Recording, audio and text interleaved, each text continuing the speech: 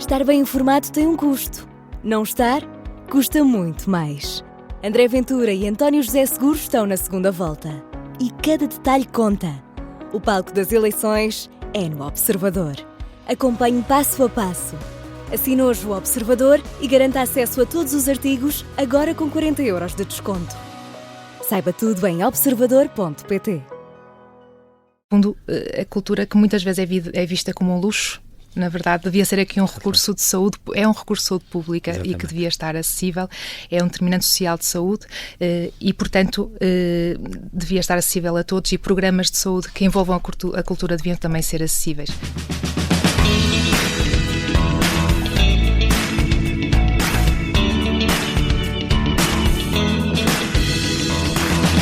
Tal como um atleta dispõe de cuidados de medicina desportiva, também os músicos e outros artistas de performance necessitam de apoio médico especializado em medicina das artes. Isso mesmo inquietou a Nazão. Mulher do Norte pôs mãos à obra e tornou-se médica fisiatra especialista em medicina das artes performativas. É a primeira portuguesa doutorada em medicina da música e fundou o primeiro instituto em Portugal dedicado à medicina das artes, que, por exemplo, ajuda vários artistas de performance, como bailarinos, músicos, cantores e atores, a recuperar de lesões que os impediriam de prosseguir a vida profissional e cumprir os seus sonhos, mas também a otimizar as suas performances. Além disso, é pianista e soprano com discos gravados e, como docente, leciona, por exemplo, prescrição cultural, uma nova cadeira na Universidade do Porto. Como consegue conciliar o papel como médica, professora, investigadora, pianista, cantora e mãe? Vamos conhecer melhor esta médica que está literalmente a tratar da saúde à cultura. Olá, Ana, e muito obrigado, bem-ajas, por ter aceitado este meu convite. Bem-vinda à Rádio Observador, é um grande prazer estar aqui contigo. Aliás, é uma entrevista que já estava prometida desde abril, mas, Ana, ainda bem, tu tens uma vida muito complexa e agitada e cheia de frentes, e, portanto, entre o Porto e lá fora, estás sempre numa andança, és muito requisitada, não és? O que é bom sinal. Digamos, eu penso que sou uma mulher de várias paixões e tenho dificuldade em dizer que não, e portanto conciliar isso tudo. Na verdade tenho tido um grande privilégio de poder conciliar muitas destas paixões e faço um grande esforço para poder potenciá-las, inclusive, e foi nesse contexto que foram surgindo até muitas oportunidades, nomeadamente não só de conciliar as diferentes paixões, mas de criar sinergias entre elas. Isso é muito importante. E esta área da medicina das artes é no fundo este apogeu desta sinergia que foi possível criar entre duas paixões. Super meritório. A música foi a primeira paixão? Na verdade, eu costumo dizer que fui primeiro música e só depois médica, o que na verdade não estou a mentir, porque eu comecei a estudar piano aos 6 anos e canto também.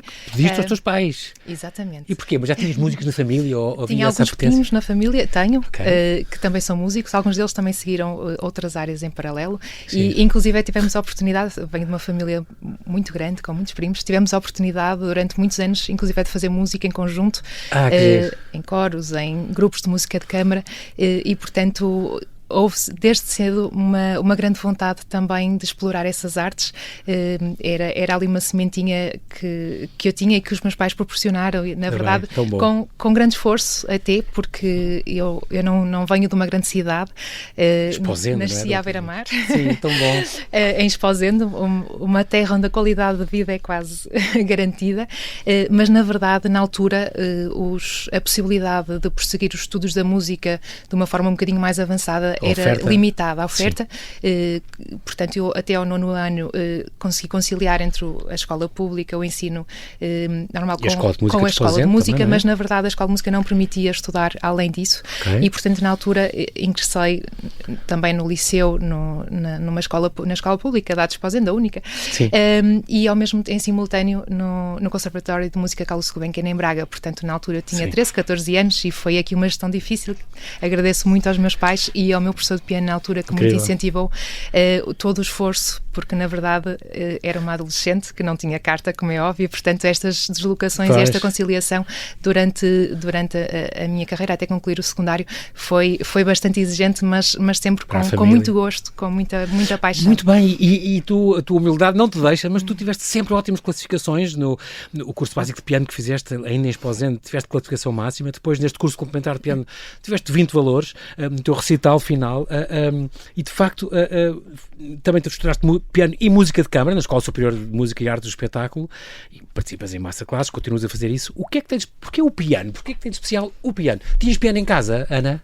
Não tinha, mas tinha já 2 primos que tinham piano em casa e que eram pianistas. O piano, eu acho que é um instrumento muito especial pela polifonia que permite. Não é um instrumento completo, só portanto. uma voz, não é? O piano muitas vezes permite ser uma orquestra, ao mesmo tempo permite ser um instrumento de percussão, permite-nos explorar aqui muitas competências, inclusive. Permitiu-me aqui desenvolver, inclusive, muitas competências do ponto de vista físico que me ajudaram depois na minha formação especializada como médica. Não só outras competências muito óbvias, mas mesmo competências físicas muito interessantes. Eu sou ambidestra, eu penso que muito também fomentado pela questão do piano, porque trabalhamos muito no piano. As 2 mãos, claro. As 2 mãos. Foi paixão ao primeiro toque, portanto. Exatamente. É tão bom. Portanto, foi algo muito interessante. E o piano, por outro lado, eu também estudei canto, mas na verdade sinto muito melhor ao piano. Talvez por ser um bocadinho mais reservada e na verdade em palco sou eu e o piano, um só, e portanto é um papel que me permite muito mais explorar aqui um bocadinho daquilo que eu sou.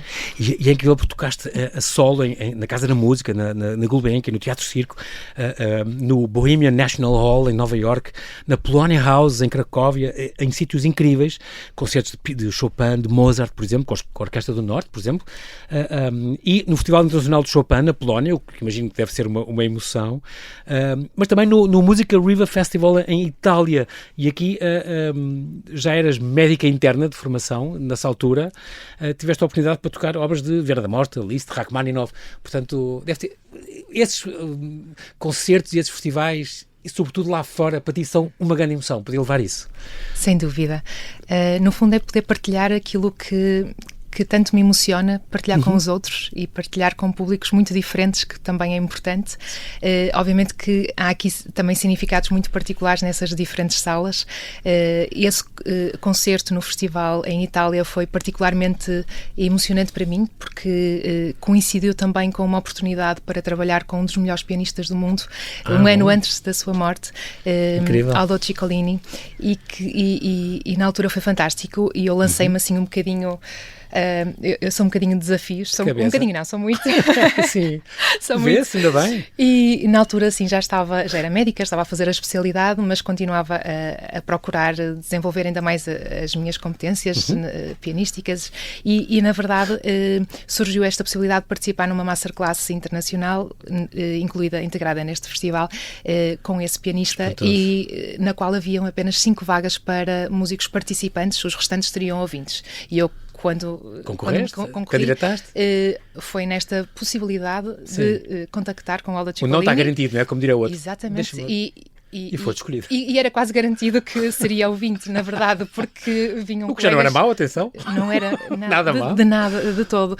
E na verdade foi muito interessante. Nós tivemos uma primeira audição no primeiro dia em que tocamos, e eu optei até por tocar uma obra do compositor português, Viana da Mota, que muito admiro. Incrível. E não sei se por isso, não sei se foram as bênçãos de Viana da Mota ou não, mas na verdade Aldo Ciccolini escolheu para ser um dos seus 5 alunos durante essa masterclass, e foi aqui um privilégio enorme. Claro que eu só disse que era médica depois dele me ter escolhido. Ele não sabia?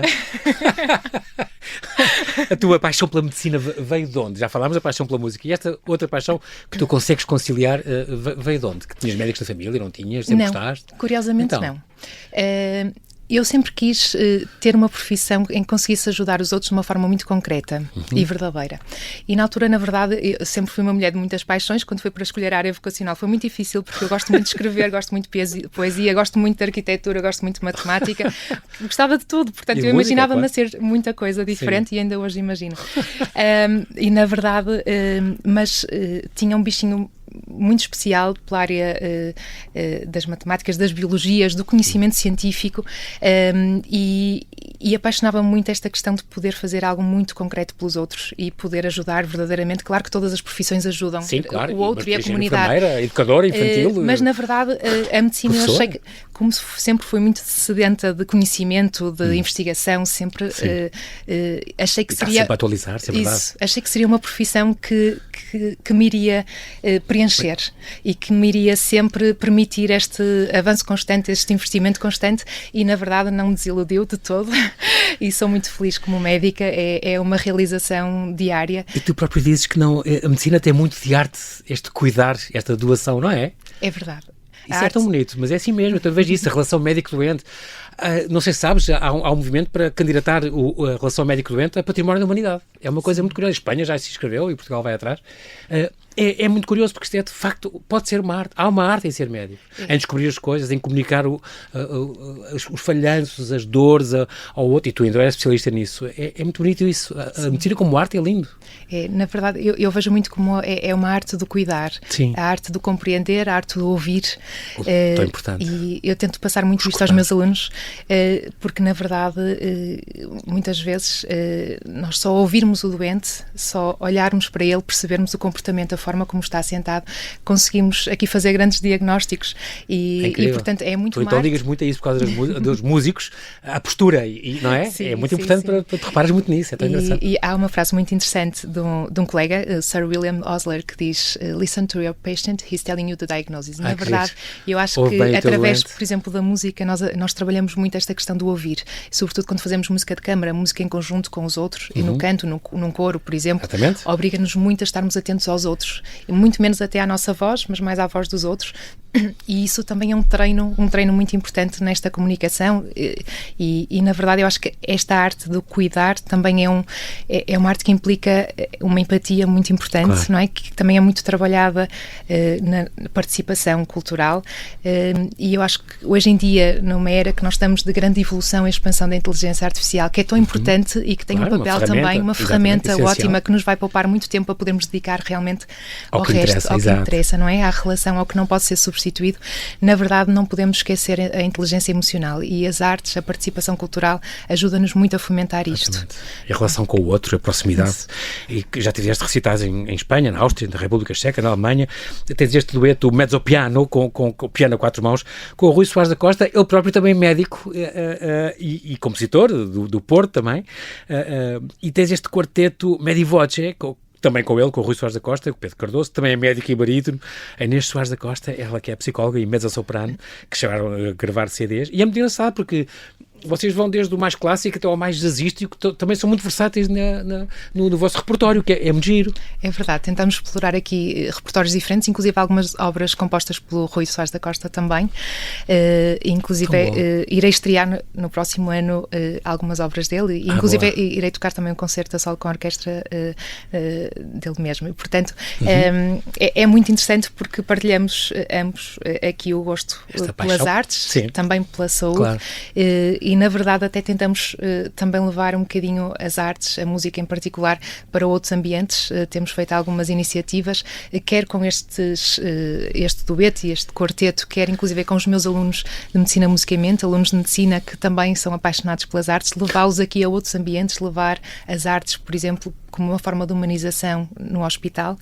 E, portanto, temos aqui algumas iniciativas muito interessantes que nos permitem também cruzar estes diferentes ambientes e reconfigurar, na verdade, aqui outros espaços.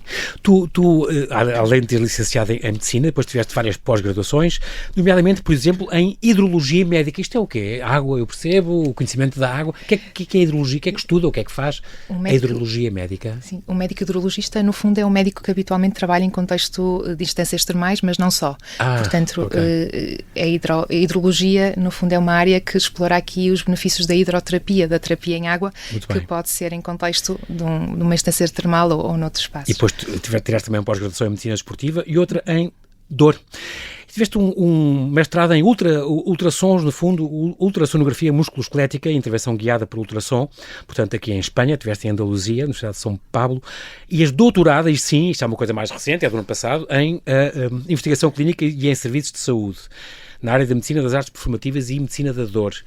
Aqui, foste a primeira médica portuguesa doutorada nesta área de medicina dos músicos, concluíste, claro, doutoramento com distinção, obviamente, a investigação clínica, e como eu te disse, mas a tua tese chama-se Performance-Related Pain Among Musicians, Questionnaire Validation, Prevalence and Associated Facts. Isto tem a ver com os fatores associados à dor relacionada no fundo, com o desempenho dos músicos, com o objetivo de encontrar soluções curativas e, sobretudo, preventivas, que é uma coisa que tu dizes, não ligamos muito à prevenção, mas mas é muito, muito importante. Tu dizes, não é suposto uma pessoa, um músico estar a executar uma música numa orquestra e estar com dor permanentemente, não é? Mas todos dizem, não, mas é porque no pain, no gain. E tu dizes, isso é um mito, não é? Completamente. A pessoa tem que estar relaxada a tocar. As pessoas dizem, não, tens muitos doentes que dizem, não, eu tenho que estar ali sob tensão, e tu vês a exposição deles e estou arqueados e todos contraídos, uma posição má, e tu dizes, não, é suposto estar descontraído a tocar aquela coisa, e depois a cura faz-se com ele a tocar aquela coisa, aquela peça. Isso é tão bonito, e as pessoas não têm essa ideia. Desmontas esses mitos. É verdade. Na verdade, quando tocamos, quando cantamos, quando fazemos alguma obra de arte ou estamos a executar, há uma certa adrenalina que é importante. Claro. Portanto, não estamos a falar aqui de um relaxamento completo, e há Sim, uma certa concentração que é fundamental. É uma atividade bastante exigente. Mas, na verdade, temos que permitir ao nosso corpo também executar essa atividade da melhor forma, tirar o máximo partido. E a saúde é muito importante, promovermos a saúde, porque, na verdade, a nossa saúde vai impactar imenso a qualidade da nossa performance, e muitas vezes não há esta noção, e é muito importante desmistificarmos este aspecto, que é tocar com dor, ou melhor, desenvolver quadros de dor é comum, mas não é normal. Sim. E portanto, é muito importante percebermos que não é normal, porque temos que procurar ajuda, e quanto mais precocemente procurarmos ajuda, melhor, não é? O prognóstico é muito melhor, iremos diagnosticar mais rápido, tratar mais rápido e de forma mais fácil. Tu tens doentes como a Débora Azevedo ou a Mariana Santos, o José Fangueiro, por exemplo, com vários instrumentos que te diziam, nós comecei a sentir aquele incómodo e não fui durante um mês, não liguei. E quando fui ao médico, ortopedista, ou o que fosse, ou fisiatra, e às tantas dizia, porque é que veio tão tarde? E as pessoas, os próprios músicos, às vezes não se apercebem que estou a sentir este desconforto, devia ir já ver o que é que está mal aqui, o que é que eu posso corrigir, não é? Pois, a questão também é que é importante reconhecermos que é comum. Isto porquê? Porque, infelizmente, ainda há aqui algum receio de reconhecer que se tem alguma lesão, que se tem algum quadro de dor e que é preciso ajuda. Ou coisa que é o costume, a pessoa pensa logo nisso. Exato, mas receio também porque, lá está, há aqui uma falta de literacia em saúde no músico, que é muito importante. O Instituto faz isso. Para a própria pessoa e os que os rodeiam, as pessoas que estão na área da música, dirigentes das orquestras, professores, têm uma pouca noção da importância disto. Não sabem. É por ignorância, não falta de literacia nesta questão da saúde. E, na verdade, é muito importante percebermos que isto é prevalente, não temos que ter receio de procurar ajuda, de assumir que temos. A maior parte destes problemas são tratáveis, facilmente tratáveis. 4 ou 5 ou 6 sessões, o que for. Agora, o tratamento não passa por aquilo que é, ou que tem sido um bocadinho a prática corrente. A prática corrente. Que é remédios, relaxantes musculares. E parar de tocar. Não passa por aí. O descanso na verdade, anti-inflamatório, pois. Se adotarmos puramente estas medidas, vamos ter tendinites recorrentes, e as tendinites vão assustar. As tendinites não têm que assustar, porque nós temos tratamento para elas, só que têm que ser bem tratadas. Mas tão boa médica, Ana, dás tanta esperança às pessoas. E é tão importante isso, é muito importante. É verdade que as pessoas assustam-se com isso. Portanto, no fundo, tu és uma especialista em Medicina Física e Reabilitação, este MFR, com competência em Medicina da Dor e especialização em Medicina das Artes Performativas, Medicina Desportiva, Hidrologia Médica e MFR de Intervenção. Muito bem. Isto é muita coisa. A medicina das artes performativas é muito importante, porque há muita, infelizmente, foste um bocadinho motivada pelas lesões que tu conhecias de amigas, também músicas e assim, que desistiram das carreiras por causa de lesões. E tu disseste, não, tem que se fazer alguma coisa para isto. Foi isso que te alertou um bocadinho para a falta de informação e falta de... Exatamente. Como tu dizes, estamos a falar disso, da literacia... Sim, foi isso que te levou para esta área de Medicina das Artes. Exatamente. Ao longo da minha carreira fui acompanhando casos de alguns colegas que efetivamente desistiam da carreira artística por causa de algumas lesões que eu depois rapidamente, durante o meu percurso como médica, percebi que eram lesões tratáveis, coisas e situações muitas vezes até preveníveis. E assim se calhar perderam-se talentos maravilhosos na música, não é? Exatamente. E muitos deles, aqueles que tinham possibilidade, inclusive tinham que procurar cuidados de saúde especializados fora do país, com muitos custos associados e na verdade, ainda hoje não existem assim tantos centros quanto isso lá fora. Portanto, rapidamente percebi que era uma necessidade, era uma área muito carenciada e era urgente podermos providenciar para os nossos artistas aqui e muito poderem aqui combater essa falta, essa lacuna. Exatamente. E hoje em dia, felizmente, conseguimos desenvolver aqui o trabalho que está a ser feito no centro, e é um centro de referência não só aqui a nível nacional, mas a nível internacional. Temos desenvolvido vários protocolos de atuação em diferentes áreas, na distonia, nos quadros de dor crónica, etc. E recebemos já muitos músicos até de fora, portanto também já nós estamos a servir aqui a comunidade. Porque não há muitos, pois não há muitos. É verdade. Muito bem, Anazão, temos de fazer aqui um brevíssimo intervalo e já voltamos à conversa. Até já.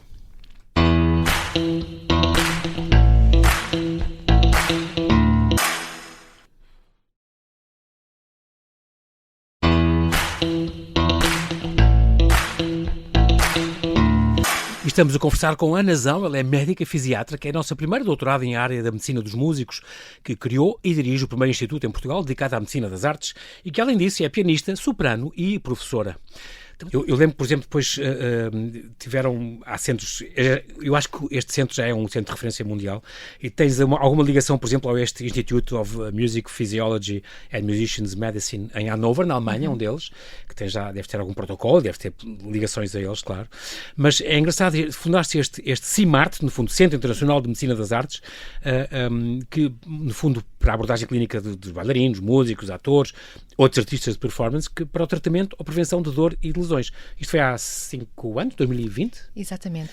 E que funciona ali no Instituto da CUF do Porto. Instituto CUF, no Porto, exatamente, em 2020. E porque, de facto, é muito curioso, porque por exemplo, os músicos, estou a falar dos músicos concretamente, são uma pessoa a tocar uma peça e depois eles treinam 4, 6 horas por dia e tocam milhares de vezes, são horas de estudo diário durante vários anos, milhões de movimentos repetitivos, posturas sustentadas, tipicamente às vezes de forma assimétrica e pouco ergonómica, portanto, é uma coisa muito exigente do ponto de vista técnico, físico, bioquímico, biomecânico e psicológico, não é? Se for para o músico. Exatamente. Portanto, ressente-se, obviamente, a saúde ressente-se, todo o corpo, o sistema musculoesquelético, tudo isto se ressente e é isso que tu, como matas e dizes, vamos corrigir. Até se calhar os que estão bem de saúde deviam passar pelo CIMART para ver como é que eu posso otimizar a minha performance. Ou que erros é que eu estou a fazer. Sim, isto é fundamental e nós conseguimos perceber, por exemplo, na medicina desportiva, que qualquer atleta faz uma avaliação de medicina desportiva, exatamente. Mesmo que esteja saudável, não é? E é muito importante essa avaliação, é muito importante a orientação, inclusive é com programas de exercício individualizado.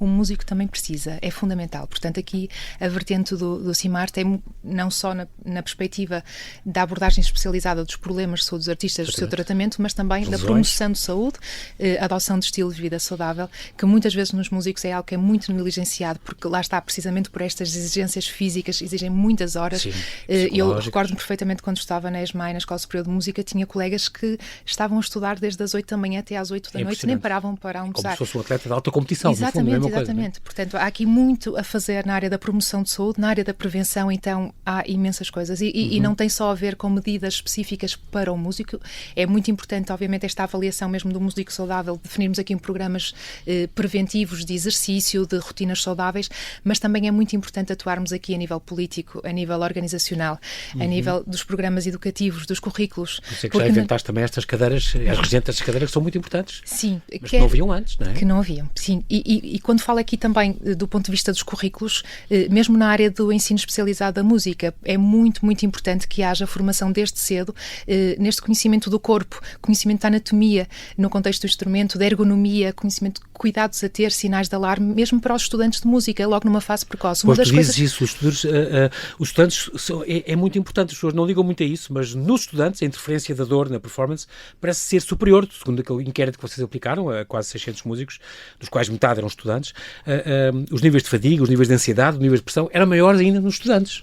Sim, isso também tem a ver com estas mudanças geracionais que temos e do contexto social que vivemos hoje em dia, que também potencia muito estes quadros de ansiedade, depressão. Sim. E, portanto, estamos numa... Com a pandemia, por exemplo, aí reparou-se, não é? Nisso, exatamente. Na importância disso. E, portanto, é fundamental atuarmos preventivamente, também incluindo estas disciplinas no currículo do próprio músico, do estudante de música e de quem vai ser, pode até não ser um músico performativo, mas vai ser, por exemplo, professor de música e tem que estar atento a sinais de alarme, porque aqui a relação do professor de instrumento com o aluno é uma relação de muita proximidade, de um para um, e é muito privilegiada e, portanto, será também uma pessoa importante de sensibilizar. Por outro lado, também temos a questão da formação dos médicos, porque, na verdade, infelizmente, ainda me surgem muitos músicos em consulta que dizem assim, doutor, olha, já fui avaliado no Algarve ou em Lisboa ou whatever, por vários colegas seus e que me disseram, se eu tenho um problema no lábio porque me dói o lábio a tocar clarinete, então porquê é que não começa a tocar piano? E estamos a falar de um músico profissional de uma orquestra,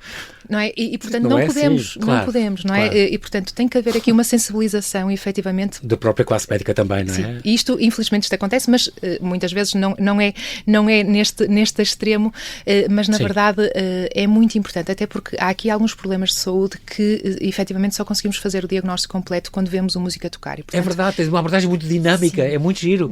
Eu vi depois uns vídeos contigo e é outro a tocar fagote, ou outro a tocar violoncelo, ou acordeão, por exemplo, o caso do acordeão, em que ele tem que estar a tocar e tens de estar a ser, ou ligas a um ecógrafo. Isso é o quê? É uma espécie de... só sei o que é a ecografia das grávidas. O que é um ecógrafo? Uma pessoa a tocar um instrumento. No fundo, a ecografia é um aparelho que eu utilizo muito na prática clínica, quer para guiar procedimentos ecoguiados, bloqueios nervosos, etc. Outro tipo de intervenção. Porque também consegue ver o músculo... Conseguimos ver o músculo, conseguimos identificar os nervos e guiar, por exemplo, uma agulha para fazer um bloqueio ou outro de intervenção de tratamento. Mas, na verdade, o ecógrafo também é muito útil para um complemento à avaliação de forma dinâmica. Por exemplo, enquanto o músico está a tocar, conseguimos perceber aqui se há aqui algum conflito ao nível do ombro, se temos que reeducar a forma... A ecografia, muitas vezes, juntamente com eletromiografia de superfície e também com os eletros, conseguimos perceber o padrão de recrutamento muscular e reeducar. Dar também aqui um biofeedback. Fazer ali um acerto. Porque tu dizes também, há coisas, às vezes é um instrumento completamente adequado para uma criança com um violoncelo. É impossível, quer dizer, não é? Tem pessoa também tem que estar adequada ao seu tamanho. E o próprio repertório, que é um trabalho, depois é muito importante esta articulação também, por exemplo, com um professor de instrumento. Um Liszt ou tocar Exatamente. Wagner. Exatamente. Sim, e, portanto, o próprio repertório pode ser muito terapêutico durante a fase de recuperação de um problema de saúde. E muitas vezes eu componho o próprio repertório para ser terapêutico e fazemos alguma modificação. Música, portanto, consegues fazer isso, é extraordinário. 7 em cada 10 músicos desenvolvem quadros de dor que afetam significativamente a sua prática artística. Isto é imenso e a dor, de facto, é um sinal de alarme. Tem que ser respeitado. Tu estás sempre a dizer isto e é muito importante. Não há... E outras frases tuas que eu gosto imenso, ficámos aqui 3 horas. Não há a postura correta. Isso é muito importante dizer. Há posturas adequadas às pessoas. Toda a gente é diferente. O polegar pode estar diferente, o tamanho dos dedos, a minha coluna pode ter um desenho diferente. É muito engraçado. Também exploras a utilização terapêutica da música no tratamento da dor e não precisamos de parar de tocar para resolver as lesões. É de facto também outra lição tua. Quando tu dizes isso, eu lembro, e tens muitos músicos a ouvir que ficam muito aliviados e dizem, é tão bom ouvir isto, alguém que nos diz isso. Mas e pelo contrário, até é importante. Vamos usar a música ou a peça que eles têm que aprender como tratamento. Mas se calhar não tocava exatamente como estava, não é? Exatamente. Pronto, acertar. Os músicos queixam-se muitas vezes. Eu nunca toquei de maneira relaxada. Isso é possível? É completamente possível. A música deve ser associada a um momento de prazer. Sim. Não é? E se nós estivermos em grande tensão, na verdade, fica muito limitada a nossa capacidade de sentir prazer e de transmitir esse prazer, porque nós, para conseguirmos verdadeiramente transmitir esse prazer aos outros, temos de estar a sentir o dobro. Ninguém dá o que não tem, não é? Isso é extraordinário. Dás também estas aulas, então, na Faculdade de Medicina Social do Porto e no Instituto de Ciências Biomédicas Ibel Salazar, como, por exemplo, esta prescrição cultural, uma nova unidade curricular, com vários workshops, na Casa da Música e noutros sítios. Também és regente de uma unidade curricular que é Medicina, Música e Mente, este MMM, onde são pioneiros, o Instituto Abel Salazar e a Faculdade do Porto a Universidade do Porto são pioneiros, onde falam de neurofisiologia da música, potencialidades da música e as restantes artes como intervenção terapêutica. Tem de facto umas muito curiosas estas tuas vertentes. Porquê é que as artes são tão importantes para nós, Ana? Para a vida, para tudo em geral e para a nossa saúde? Sim, na verdade, as artes, a cultura, portanto, no qual a arte também se inclui, não é? Uma forma de cultura, na verdade acaba por ser aqui, é um bem da humanidade e que nós devemos preservar e que deve estar acessível a todos. A cultura, na verdade, acaba por ser aqui, é também um determinante social, no fundo, a cultura que muitas vezes é vista como um luxo.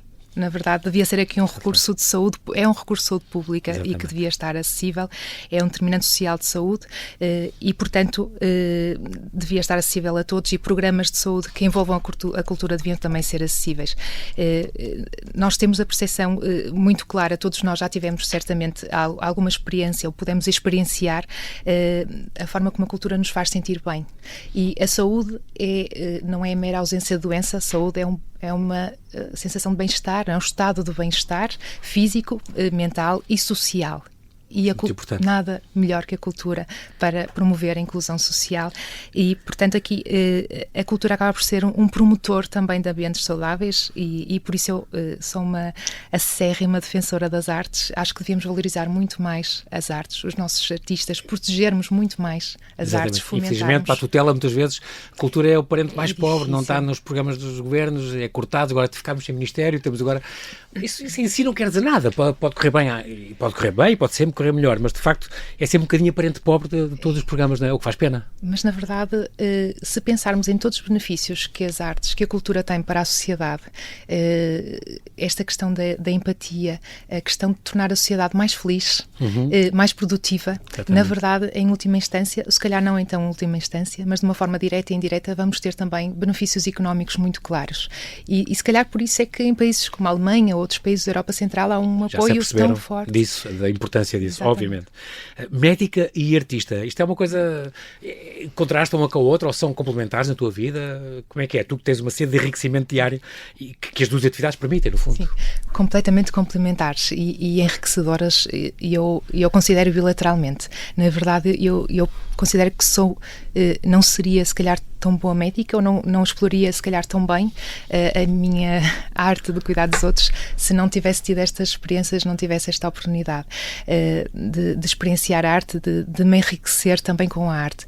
Eu acho que, porque ajuda-nos muito a compreender o outro de uma forma um bocadinho mais holística, um bocadinho mais no seu todo, nos seus contextos, inclusive nos contextos culturais, perceber um bocadinho melhor aquela pessoa que está à nossa frente, que tem determinados estados de saúde, que vão depois impactar a sua vida e que vai depender muito das suas vivências e, portanto, das suas culturas, das próprias culturas, e as artes também me ajudam a ter um bocadinho, se calhar, uma visão um bocadinho mais aberta, mais alargada e a fomentar muito também este ouvido, este olhar e este ouvir um bocadinho mais atento. Este CIMART, o Centro Internacional de Medicina das Artes, que funciona ali no Instituto CUF Porto, no fundo... é algo multidisciplinar, obviamente, trata questões da dor, problemas musculoesqueléticos, fraturas de stress, microtraumatismos, repetição, problemas neurológicos, auditivos, dentários, de voz, tem também uma unidade de voz, dermatológicos e de saúde mental. Muito importante isto também, porque tem a parte da ansiedade do desempenho, o medo do palco, as perturbações do sono, tão importante o sono, a perturbação da dependência de substâncias. Portanto, tens uma equipa multidisciplinar a trabalhar contigo, não é? Neste centro tem que estar neurologistas, otorrinos, psicólogos, psiquiatras, não sei, imagino, ortopedistas, fisiatras como tu, não é? Sim, é um privilégio podermos ter aqui e dispor de um centro interdisciplinar e multiprofissional. Temos também vários profissionais de saúde de outras áreas que integram a equipa, nomeadamente no contexto da medicina física e reabilitação, de fisioterapeutas, terapeutas da fala, etc. Temos podologista e é muito importante porque, na verdade, um músico pode desenvolver vários problemas de saúde, não é? Desde auditivos, vocais, entre outros. Eu faço a consulta diferenciada na área da medicina das artes, mas muitas vezes é importante esta articulação e aqui o impacto, por exemplo, na saúde mental, muitas vezes exige mesmo esta articulação, quer com psicologia, quer com psiquiatria. Esta localização é muito engraçada do teu consultório, porque é no auditório. Exatamente. Isto é muito curioso, porque, como tu dizes, só me fez lembrar o João Lobantunes a dizer, quando eu uma vez entrevistei, a dizer que operava o cérebro e se ele tinha que estar anestesiado, o doente. Não, pelo contrário, tem que estar acordado e eu estou com o cérebro aberto, tenho que estar a mexer em coisa, tenho que estar a falar com ele. Agora toco não sei o quê, agora diga esta palavra e eu tenho que saber onde é que estou a mexer. É muito curioso. Tu também, para veres um doente, tens que estar com... Ele pode estar ligado a máquinas, mas eles têm que estar a tocar o seu instrumento. Exatamente. Tem que estar, é muito importante, assim como, por exemplo, um médico na área da medicina desportiva precisa de estar no clube, precisa de ver o jogador em campo. Eu também preciso ter passadeiras, ter coisas, ter halteres, o que for. Pronto. Eu também preciso de ver a música tocar ou a bailarina dançar. Este componente é muito importante, até porque algumas doenças, nomeadamente, por exemplo, a distonia focal do músico, só conseguimos fazer o diagnóstico se virmos o músico a tocar. Portanto, são distonias específicas de tarefa e o próprio tratamento envolve essa atuação e, portanto, nada melhor com um auditório, com um espaço livre, com uma boa acústica para fazer esse trabalho. E tu reparas depois também nos problemas que eles podem ter e que as pessoas à partida não notam. A luminosidade do local. Quando os músicos vão tocar no fosso de uma orquestra, por exemplo, tem pouca luz, faz um grande esforço para estar a ler. E isso vai dar dor de cabeça, tu reparas nisso tudo. A umidade do local, a hidratação, a posição das cadeiras, a posição da estante, onde estão as pautas. Isso é muito curioso, ninguém repara nisso. E depois tinhas alguns alunos a ouvir-te a dizer, os nossos professores deviam ouvir isto. porque de facto ninguém lembra desses pormenores, mas são importantes, podem comprometer tudo o resto. Muito importantes. Ou dar lesões, ou dar problemas. Sim. E eu noto, por exemplo, em setembro, muitas vezes recebo muitos músicos jovens que passaram o verão inteiro a tocar nas suas bandas filarmónicas, sob condições muito ingratas, de pé, instrumentistas de sopro, com instrumentos pesados, e que muitas vezes vão acumulando uma altura que seria até uma altura de férias e de maior relaxamento. Sobrecarregar, que é uma atividade que eles gostam muito, que lhes traz muitos benefícios até do ponto de vista social, mas na verdade tem aqui algumas condições um bocadinho ingratas em termos de exigências físicas. A pandemia também afetou muitos artistas, sobretudo também na saúde mental. Tu reparaste nisso, não é? Aliás, isto nasceu em plena pandemia, este CIMARTE, a ansiedade, a incerteza do futuro, N de espetáculos cancelados, mas tu dizes, a disciplina aqui é muito importante. Se não forem disciplinados, perdem rotinas, deixam de tocar e de treinar, tal como o atleta, não é? Tem que continuar a treinar dentro das suas possibilidades, embora não possa dar concertos ao vivo, mas aí fizeram um esforço porque acrescentou muito estes números de ansiedade, não foi? Sim, sem dúvida, por vários contextos, não é? É fácil de perceber que um músico esteja afastado do palco durante algum tempo, às vezes basta um mês, nós tivemos músicos afastados muito mais tempo que isso. Ou como os atores que ficam sem trabalhar durante... Exatamente. Esta retoma aumenta muito a ansiedade relacionada com a performance e obviamente que vai haver aqui inevitavelmente um pico grande depois nesta retoma, inclusive em termos de exigências físicas, e portanto foi uma altura realmente bastante exigente. Mantermos aqui alguma regularidade e umas boas rotinas de treino, de estudo, de prática artística é muito importante. O desenho é outra arte que tu tens, ainda é outra. Tu és maravilhosa, Ana. Tu és médica e docente que utiliza o desenho na prática clínica e no ensino. Aliás, tens este capítulo, a atual presença do desenho no contexto da medicina, desenhar para ensinar, estudar e comunicar, que isto é um livro, Desenhar Entre Fronteiras, é um projeto, que durante as consultas houve, aliás, uma exposição com desenhos teus, na exposição de Desenhar Entre Fronteiras na Universidade, no Museu de Soares dos Reis, do Porto. O desenho também pode ser uma maneira de comunicar muito importante e muito completa, não é? Sem dúvida. Tens muitas artes agarradas. É tão bom. Eu uso muito desenho, mas eu julgo que eu uso... Teus, quer dizer, tem qualidade. Eu não sou nenhuma artista a desenhar, mas na verdade eu uso muito desenho para me facilitar a comunicação. Sim, claro. É uma ferramenta que eu acho bastante útil, se calhar porque às vezes me faltam palavras para explicar algumas informações, ou se calhar as palavras não são as mais adequadas, ou não são aquelas que eu considero que vai ser mais fácil de ser compreendidas a mensagem, quer pelos meus alunos, quer pelos doentes, e é muito interessante porque muitas vezes, por exemplo, eu desenho muito para explicar os procedimentos que vou fazer. Sim. Por exemplo, uma intervenção com agulha ecoguiada, e depois o doente está a ver, no momento em que eu estou a fazer a intervenção, ele está a ver no ecógrafo a agulha e está a ver exatamente aquilo que eu lhe expliquei que ia fazer. Isto dá-lhe uma tranquilidade. E perceber isso. De certa forma diminui até a própria dor associada ao procedimento e a ansiedade que está associada ao procedimento. Nas aulas, por exemplo, eu sou professora de anatomia, eu uso imenso desenho todos os dias, quando saio, todas as semanas, quando eu termino a aula é muito gráfico, não é? Da anatomia, a minha preocupação é apagar o quadro todo, porque eu chego a um ponto quando olho para o quadro, realmente já são tantos rabiscos, mas eu acho que ajuda muito a ter esta...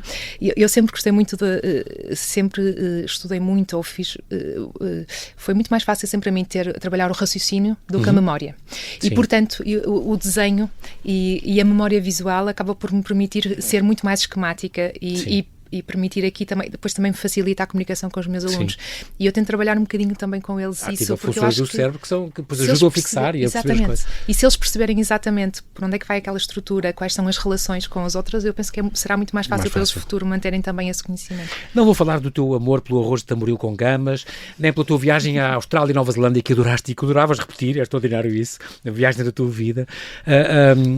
Há falta de especialistas na tua área, da medicina das artes, Ana, sentes que há falta? Ou há pessoas agora a estudar para esse caminho? Há muita falta e eu espero mesmo que com estas iniciativas que agora temos de unidades curriculares que já sensibilizam para esta área, que já dão formação para esta área, que no futuro possamos ter efetivamente mais médicos com esta diferenciação e, acima de tudo, mais médicos consigam compreender o impacto que estes problemas têm para os artistas, mesmo que não saibam ou não tenham ferramentas para fazer tratamentos altamente diferenciados, mas que pelo menos consigam compreender e consigam orientar corretamente. Exatamente. Porque isto é muito orientá-los importante. Bem, exatamente.